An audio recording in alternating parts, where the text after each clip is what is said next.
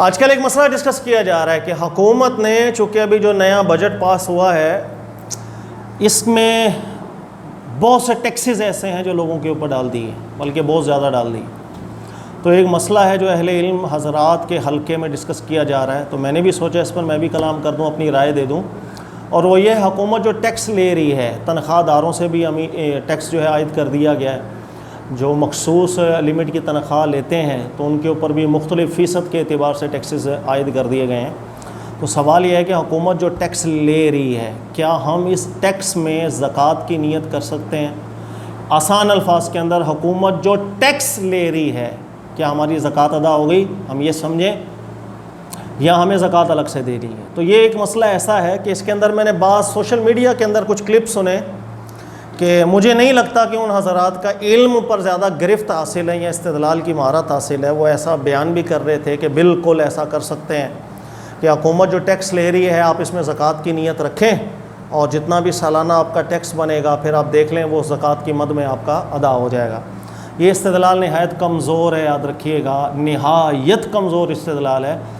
Tax جو حکومت لے گی اس میں زکوٰۃ کی آپ نیت کریں یا آپ زکوٰۃ کی نیت نہ کریں، کبھی بھی زکوٰۃ ادا نہیں ہوگی. اس کی وجہ یہ ہے کہ جب بھی آپ استدلال کرتے ہیں تو استدلال ایک معقول طریقے سے ہوتا ہے. ایک بنیادی اس کے اصول، جن اصولوں کی بنیاد پر آپ استدلال کر رہے ہیں وہ بالکل کلیئر اور واضح ہونے چاہیے. ہر وہ چیز جو لوگ یا حکومت لوگوں سے لے رہی ہے آپ اس کو زکوٰۃ بول دیں، یہ ٹھیک نہیں ہوتا. اس لیے کہ ہمارے دین کے اندر جو حاکم ہے وہ زکوٰۃ بھی لوگوں سے لیتا ہے، زکوٰۃ کے علاوہ بھی بہت سی چیزیں لوگوں سے لے سکتا ہے حاجت اور مصلحت کے تحت. تو جب حکومت جو ہے وہ شرعی لحاظ سے دونوں چیزیں لے سکتی ہیں تو ہمیں بالکل اس چیز میں تمیز پیدا کرنی چاہیے کہ زکوٰۃ کیا ہے، اور جب وہ حکومت لیں یا حکومتی نمائندے لیں تو ہم اس میں زکوٰۃ کی نیت کر بھی سکتے ہیں، اور کیا وہ چیز ہے جس میں ہم زکوٰۃ کی نیت نہیں کر سکتے.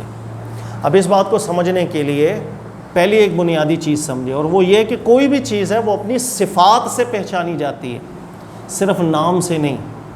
اگر ایک چیز کے دو نام ہوں، مثال کے طور پر دیکھیے گا، یہ ایک قلم ہے، اردو میں قلم ہے، اس کو میں پین بھی بولوں گا، تو مختلف لینگویجز کے اندر اس کے ایک دو نام ہیں. مثلا اگر ایک بھی زبان میں دو نام ہوں تو دو ناموں سے فرق نہیں ہوگا، اس کے اوصاف ایک جیسے رہیں گے. اگر ایک جیسے ہی اوصاف دو چیزوں کے ہوں تو نام جدا ہونا کوئی معنی نہیں رکھتا، کوئی اس سے فرق نہیں پڑے گا.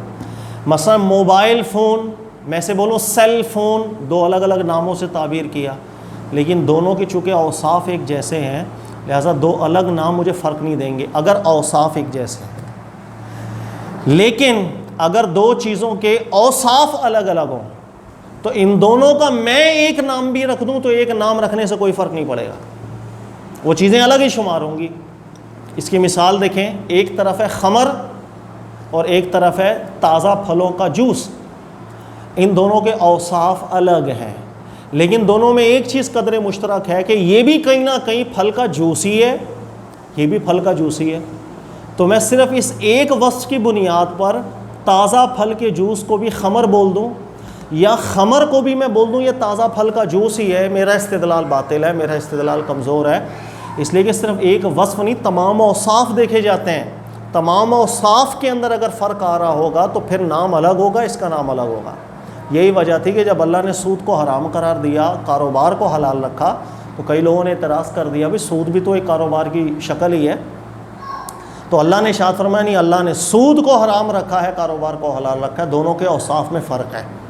کوئی یہ آپ صرف ایک وصف کی بنیاد پر کوئی یہ بولے کاروبار بھی ہم اس لیے کرتے ہیں کہ ہمیں نفع حاصل ہو، سود بھی ہم اس لیے لے رہے ہیں کہ ہمیں نفع حاصل ہو، لہذا صرف ایک وصف کے اندر دونوں چیزیں مشترک ہیں لہذا ایک ہی بات ہوئی، غلط استدلال ہے. ایک وصف میں مشابہت نہیں دیکھی جاتی ہے، تمام اوصاف کے اندر مشابہت دیکھی جاتی ہے. یہ میں اس لیے بیان کر رہا ہوں کہ ٹیکس اور زکوٰۃ ان دونوں کے جو اوصاف ہیں، جب ان ہر درجے کے اندر اس میں فرق ہے، لہٰذا صرف اس بنیاد کے اوپر کہ ایک وصف مشترک ہے کہ زکوٰۃ بھی اللہ کے نبی علیہ السلام کے زمانہ مبارک میں، صحابہ کے زمانے میں حکومت کلیکٹ کرتی تھی، ٹیکس بھی حکومت کلیکٹ کرتی ہے، لہٰذا ایک وصف دونوں میں مشترک ہوا ہے، لہٰذا آپ زکوٰۃ میں نیت کر دیں ٹیکس کے اندر. یہ استدلال بالکل کمزور ہے. دیکھیے گا زکوٰۃ کے اوصاف الگ ہیں، ٹیکس کے اوصاف الگ ہیں. صرف ایک وصف نہیں، تمام اوصاف کو دیکھا جاتا ہے. مثال کے طور پر نمبر ایک فرق، زکوٰۃ اللہ نے فرض کی، ٹیکس اللہ نے فرض نہیں دی کہ ٹیکس حکومت اپنی مصلحت اور حاجت کے تحت لوگوں کے اوپر لازم قرار دیتی ہے. پہلا فرق نمبر 2، زکوٰۃ کے مصارف اللہ نے متعین رکھے ہیں اور ٹیکس کے مصارف الگ ہوتے ہیں. یعنی ٹیکس ان مدات کے اندر بھی استعمال کیا جاتا ہے حکومت کی طرف سے جو مصارف قرآن کے بیان کردہ مصرف نہیں ہیں.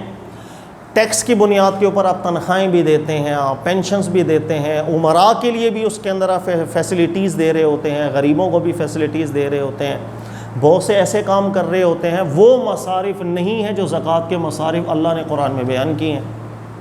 اس کے علاوہ زکوٰۃ کی مقدار اللہ نے مخصوص رکھی ہے جس کے اندر آپ نہ کمی کر سکتے ہیں نہ زیادتی کر سکتے ہیں.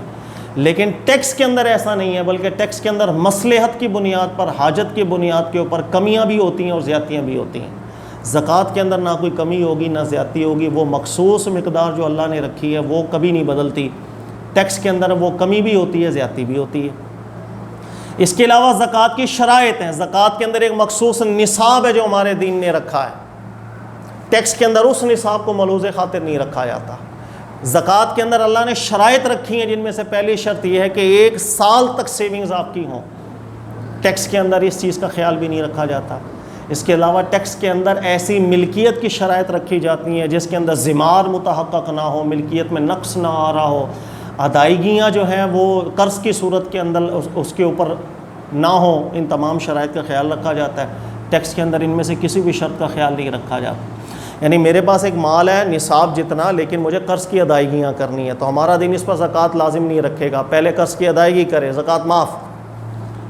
لیکن ٹیکس لیتے ہوئے حکومت آپ سے یہ نہیں پوچھتی کہ آپ نے قرضہ کس کس کا دینا ہے، یہ چیز اس میں سے میں مائنس کروں، آپ ٹیکس آپ کے اوپر عائد کروں. ان کسی بھی شرائط کا خیال نہیں کرتی. تو جتنے بھی اوصاف ہیں دیکھیے گا زکوٰۃ کے مصارف، زکوٰۃ کے اور جتنے بھی ٹیکس کے طریقہ کار ہیں اس کی جو شرائط، ان دونوں میں ہر لحاظ سے فرق ہوتا ہے. ہر لحاظ سے فرق ہوتا ہے. صرف ایک چیز قدر مشترک ہے، وہ یہ کہ اللہ کے نبی علیہ السلام کے مبارک زمانہ میں صدقہ فطر ہو، زکوٰۃ ہو، حکومتی سطح کے اوپر ایک نظام بنایا گیا تھا. حکومتی نمائندے اس کو کلیکٹ کیا کرتے تھے، بیت المال میں زکوٰۃ جمع ہوتی تھی، پھر غریبوں میں مصارف کے اندر جو اللہ نے بیان کیے ہیں خرچ کیا جاتا. ٹیکس کے اندر ایسی صورت نہیں ہوا کرتی ہے. ایک قدر مشترک ٹیکس میں بھی یہی ہے کہ حاکم ہی ٹیکس لے رہا ہوتا ہے. تو صرف ایک وصف کے اندر اشتراک کی صورت کے اندر زکوٰۃ کا حکم ٹیکس کے اوپر کبھی بھی نہیں لگا سکتے. بالکل کمزور استدلال ہے. جو حضرات ٹیکس کو زکوٰۃ شمار کر رہے ہیں یا ایسا فتویٰ دے رہے ہیں ان سے نہایت غلطی ہو رہی ہے. یہ کوئی اجتہادی مسئلہ نہیں ہے، خطا کا مسئلہ ہے. صرف حکومت کے لینے سے زکوٰۃ نہیں ہوتی یا اس کو ٹیکس نام دینے سے. اوصاف اگر مشترک ہوتے، یعنی حکومت اگر ٹیکس نام بول رہی ہے، نام چاہے تبدیل کر رہی ہے لیکن ان تمام اوصاف کا خیال کر رہی ہو، اور حکومت بول رہی ہو یہ میں نے تم پر لازم نہیں رکھا، اللہ نے جو فرض کیا میں تم سے وہی لے رہا ہوں. نمبر 2، زکوٰۃ کے جو مصارف اللہ نے بیان کیے ہیں حکومت بھی یہ چیز اطمینان دلائے، ایسی پالیسیز بنا، ہاں یہ اسی مصرف کے اندر استعمال کر رہا ہوں میں، حکومت بیان کر رہی ہو. زکوٰۃ کی جتنی مقدار اللہ نے رکھی اسی مقدار کے اندر اب وہ آپ سے لے رہی ہو.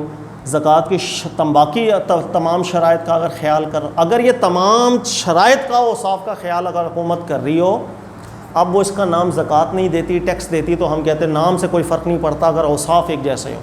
یا تمام اوصاف الگ ہیں، زکوٰۃ کے اوصاف الگ ہیں. لہذا ایک وصف کے مشترک ہونے کی بنیاد پر ٹیکس پر زکوٰۃ کا حکم لگا دینا نہایت کمزور استدلال ہے، نہایت باطل استدلال ہے. اللہ تعالیٰ سمجھنے کی توفیق عطا فرمائے. اور بعض لوگ آج کل اس چیز پر بڑا زور دے رہے ہیں، یہ جو ٹیکس ہے اس پہ زکوٰۃ آپ کا جو ہے وہ زکوٰۃ کی نیت ہو جائے گی، یہ کمزور ہے. ہاں یہ ضرور ہے، میرے پاس ایک اماؤنٹ ہے، حکومت نے ٹیکس لے لیا، ٹیکس نکال دینے کے بعد جو حکومت نے لے لیا، اب میں دیکھوں گا اگر نصاب تک میری جو مال ہے وہ نہیں پہنچتا تو زکوٰۃ مجھ پر واجب نہیں ہوگی. یہ ایک الگ مسئلہ ہے. اس لیے کہ جو مال آپ سے چلا گیا اس کے بعد ہی آپ نے دیکھنا ہے کہ آپ کے پاس سیونگز آپ کی ملکیت کے اندر کتنی بچی ہے. وہ نصاب جتنی ہوگی تو زکوٰۃ آپ پر لازم ہو جائے گی، اگر وہ نصاب جتنی نہیں ہے زکوٰۃ لازم نہیں ہوگی. یہ ایک الگ مسئلہ ہے. اور یہ بھی ہمارے یہاں بدقسمتی ہے کہ چونکہ اب حکومتی سطح کے اوپر زکوٰۃ کی کلیکشن کا کوئی نظام نہیں ہے ہمارے یہاں، ہر بندہ آزادانہ طور پر زکوٰۃ دیتا ہے، پھر وہ مصارف کا بھی خیال نہیں کرتا، وہ مقاصد ہم بھی فوت کر دیتے ہیں. اور اس کو میں اکثر اپنے بیانات کے اندر ذکر کرتا ہوں بدقسمتی ہمارے یہاں یہ ہے کہ ہم انڈیویجولی بھی جو زکوٰۃ کو دے رہے ہیں، میجورٹی ہماری ان مصارف کا خیال نہیں کرتی جو اللہ نے بیان کی ہے۔ اللہ نے بیان کیا غریب کو دینا ہے، فقیر کو۔ فقیر کہتے ہیں جس کو کوئی محتاجی ہو، یعنی ایک شخص ہے اس کو ابھی آپریشن کی احتیاج ہے، اس کے لیے اس کے پاس پیسے نہیں ہیں، لیکن اتنے پیسے ہیں کہ وہ 8-10 ہزار 20 ہزار 30 ہزار کا نوکری کرتا ہے اور گھر میں چولہا جل جاتا ہے، کھانا پینا کھا لیتا ہے، کھانے کی اس کو محتاجی نہیں ہے لیکن آپریشن کی محتاجی ہے۔ تو جس چیز کی طرف اس کی احتیاج ہے، اس مشکل کو اس کی دور کیا جائے، اس مصرف میں آپ استعمال کریں، مسکین کے مصرف میں آپ استعمال کریں، غارم کے لیے کریں۔ ایک شخص ہے قرض کے اندر دبا ہوا ہے، لوگ اس کو جو ہے جینا اس کا حرام کر دیا ہے، اور اس کے بعد اتنی گنجائش نہیں ہے قرض کی ادائیگی کے لیے، ایسے شخص کی مدد کی جائے، اس کا قرض اتارا جائے۔ اللہ تعالیٰ نے جن مصرفوں کو ذکر کیا، ہم ان مصارف کو انڈیویجولی زکوٰۃ دیتے ہوئے بھی ملوث خاطر نہیں رکھتے ہیں، یہ ہم ظلم کرتے ہیں۔ ہمارے یہاں اکثریت لوگ بالکل ان مصارف میں زکوٰۃ نہیں دیتے۔ آپ پاکستان میں اکثریت دیکھیں 70-80% وہ لوگ زکوٰۃ دے رہے ہوتے ہیں تنظیموں کو، ویلفیئر اداروں کو زکوٰۃ دے رہے ہوتے ہیں، تنظیموں کو زکوٰۃ دے رہے ہیں، اربوں کھربوں روپیہ ان کو زکوٰۃ کا جا رہا ہوتا ہے، اور اکثر تنظیمیں اپنی تنظیمی کاموں کے اندر ہیلے بازیاں کر کے ان زکوٰۃ کو استعمال کر رہی ہوتی ہیں۔ انا للہ و انا الیہ راجعون، دین کے مقصد کو بالکل فوت کر دیا جاتا ہے۔ لہٰذا اگر حکومت بھی زکوٰۃ آپ سے پیسے لے کر مصارف میں استعمال نہ کرے، جب بھی کوسچن مارک لگ جاتا ہے کہ وہ زکوٰۃ کی ادائیگی ہوئی یا نہ ہوئی، تو انفرادی حیثیت کے اندر بھی میں ایسی حرکتیں کروں گا تو کہاں زکوٰۃ کی ادائیگی ہوگی؟ اللہ تعالیٰ میں سمجھنے کی توفیق عطا فرمائے۔ جزاک اللہ۔